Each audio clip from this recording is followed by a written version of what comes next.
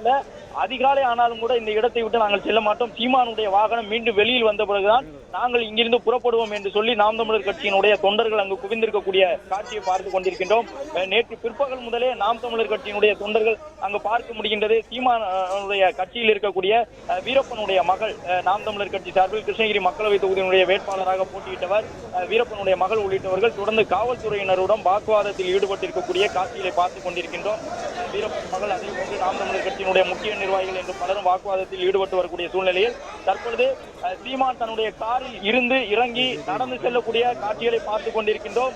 காவல் நிலையத்தை நெருங்கி இருக்கின்றார் சீமான். தொடர்ந்து காரிலேயே காவல் நிலையம் அமைந்திருக்கக்கூடிய அந்த வளாக பகுதி வரை வருகின்ற சீமானுக்கு தொடர்ந்து காவல்துறையினர் தற்பொழுது தொண்டர்கள் நெருங்கி வர முடியாத வகையில் அவரை தடுத்து காவல் நிலையத்திற்கு உள்ளாக அழைத்துச் செல்லக்கூடிய அந்த ஒரு காட்சியை பார்க்கின்றோம். காவல் நிலையத்தை சீமான் நெருங்கி இருக்கின்றார்.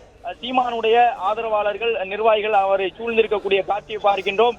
வழக்கறிஞர்கள் ஏராளமானோர் தற்போது அங்கு குவிந்திருக்கக்கூடிய காட்சியை பார்க்கின்றோம்.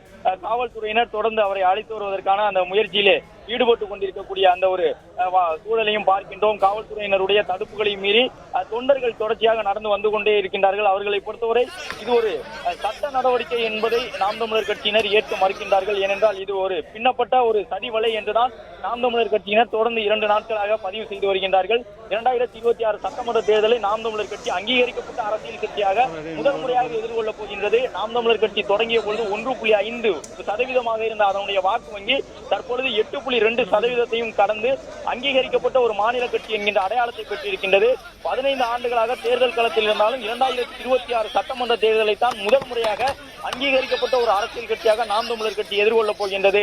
கடந்த 2-3 தேர்தலாகவே தமிழகத்தில் இருக்கக்கூடிய முக்கிய அரசியல் கட்சிகளை புருவம் உயர்த்தி பார்க்கக்கூடிய அளவுக்கு நாம் தமிழர் கட்சியினுடைய வாக்கு வங்கி உயர்ந்திருக்கின்றது. அதற்கு முழு காரணமாக இருந்தது சீமானுடைய தேர்தல் பரப்புரை.